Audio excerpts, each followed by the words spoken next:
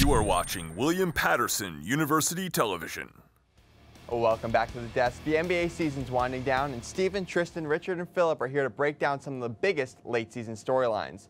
Last night, the Milwaukee Bucks clinched the top seed in the East with a win over Philadelphia. The Bucks have been playing lights out. Filip, what have you seen from them, particularly on offense? Well, I've been talking about it all year about how good the Bucks offense is, and it's due a big part to Mike Budenholzer coming in for a poor coach in Jason Kidd and implementing the 5-out offense. I mean, this year alone, they've won their 5th all-time in double-digit wins, and that's due in such big part to why their offense is so good. And you know what? Why don't we let's just look at the big board here. If we take a look at some of the best instances, I think, this season of the Bucks' 5-out offense, right here already, Giannis on the three-point line being guarded by Victor Oladipo, a great perimeter defender. But pay attention to all 5 of the Bucks players who are on the outside of the three-point line, which is so important to why this works. And most importantly, pay a lot of attention to Miles Turner, where he is placed right now, because as he comes to help Giannis, as soon as he gets inside the paint, there's Brook Lopez wide open on the 3. A tough pass, but a very, very easy shot for Brook Lopez. I mean, there's a good reason why they call him Splash Mountain. It's because he hits those shots with ease, basically. And another play against the Pacers once again. This time it's Eric Bledsoe on top of the three-point line. Again, all 5 of the Bucks players on the outside of the perimeter. So important right here. Brook Lopez fades the screen and comes out as Miles Turner is stuck on help defense. And there's Brook Lopez again with a wide open 3. That entire pocket is completely open for him to space the floor as he wants. Here's a play in transition where Giannis Antetokounmpo stops on the three-point line. Again, pay attention to where all of the Bucks players are, all on the outside of the perimeter. Giannis, as soon as he takes a step inside the paint, or inside the three-point line, he's guarded by 3 players right here, 3 Hornets players. That leaves Malcolm Brogdon wide open on the 3, right on the shoulder. A very easy pass, and again, a 40% three-point shooter. A very, very easy shot for Malcolm Brogdon. And this clip right here is a very important reason why the 5-out not only helps the outside scoring, but the inside scoring as well. Giannis Antetokounmpo gets the ball on the outside of the three-point line. Again, all 5 Bucks players on the outside of the three-point line. As Brook Lopez sets the screen, he gets to switch on to Gordon Hayward, which is an easier defender for him to go through. As soon as he gets that step inside, all 5 of the Bucks players are still on the outside. Malcolm Brogdon is playing such an important role because he keeps Al Horford right out of the paint where he cannot help, and Giannis gets the spin move, and once he gets inside the restricted area, it's always a dunk for him. He's shooting 70% from inside the restricted area. That's an insane percentage for a guy who's just so dominant in the paint. And the last clip here is one in transition once again. Eric Bledsoe on the three-point line. He goes for the pull-up jumper, and Giannis this time does not on the three-point line. He slips in for the put-back dunk because no one was boxing him out. They were expecting him to stay on the three-point line because the Pacers read the scouting report. They know the 5-out offense works well, and with that, the Bucks offense has been booming this year. Filip, excellent analysis there. The Bucks have been the most fun team to watch in the league, and it's great to see you break it down. Yeah, I mean, I've been having so much enjoyment just watching them all year. I've been talking about them all year on the desk, and it's for good reason. Now, one of the most flat reasons to watch the NBA, the refs. A lot of touchy calls, a lot of technical fouls this year. Stephen, how should the NBA address the referees? Well, I mean, let's take a look at how many calls have actually been given, how many texts, ejections, stuff like that. So you see in the East, they got 381 technical foul calls. The West, 478, so in total, 859 total technical calls, not including last night.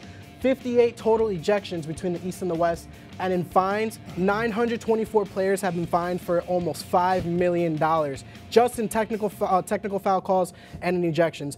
It's just a really crazy thing. I think the refs have been a little soft. They've been given a little too much power. I think Adam Silver, the rest of the NBA, really have to try and crack down on, kind of getting the refs to really try and call the game fair. Tristin, you're shaking your head at this. The refs have just been garbage this season. Like the most recent, Kevin Durant was ejected the other night. He had no reason to be ejected last night. Steve Kerr had everything under control. DeMarcus Cousins is a big man who was able to hold back Kevin Durant from doing anything maybe too stupid, too hasty, and he was still ejected from the game. So for something like that, I think the refs need to take into consideration that it's under control. Nothing is going to escalate, and it's been happening all season. Now, let's talk about that. You bring up a good point there with Kevin Durant being ejected. We've seen this with a lot of superstar players this year, getting a lot of touchy-feely calls from the refs. Richard, do you think the referees are calling the games fair or biasing against star players? I think it's a bias against the star players. I mean, fans come to see the stars. Like, if I'm paying to go see a Warriors game, I do not want to see Kevin Durant thrown out or in the first quarter or in the first half, anything like that. Like, I paid good money for a ticket. But, I mean, yeah, the refs need to tone it down a little bit. I mean, Greg Popovich was thrown out a minute and 3 seconds into a game. Like, come on, like, this isn't an entertainment show. I mean, yeah, it's entertainment, but let's let the coaches and players take care of the business out there. I'm not to disagree with the field here. I mean, I feel like why would refs be incentivized to coach or to ref against star players? If anything, they should be reffing for star players because that's the one that draws in the ratings. Either way, though, I think the officiating is fine. Let's be real here. It's a game, one of the hardest games that you could possibly call. It's not football where you get a break after every play and then you look back at it. It's such a live game and so fast-paced with only 3 refs on the court. You're going to miss some calls, but they call at some of the highest rates, or call correct calls at some of the highest rates among any league in North American sports. Let's bring it to playoff teams here. A lot of non-playoff teams have shut down a lot of key players for the season, but a lot of playoff teams are still playing their starters. Rich, who do you feel should start resting players ahead of the playoffs? Yeah, well, if we take a look at the top of the East right now, I mean, you have the Bucks followed by the Raptors, and then Sixers, Celtics, and Pacers. But, I mean, I think Philly should really start resting Joel Embiid. I mean, we talked about the game with the Bucks and the Sixers last night. Embiid challenged at the rim. I mean, he's a big man, 7 foot, obviously 200 plus, 50 pounds, coming down hard. I mean, I think he should just rest and look forward to the playoffs.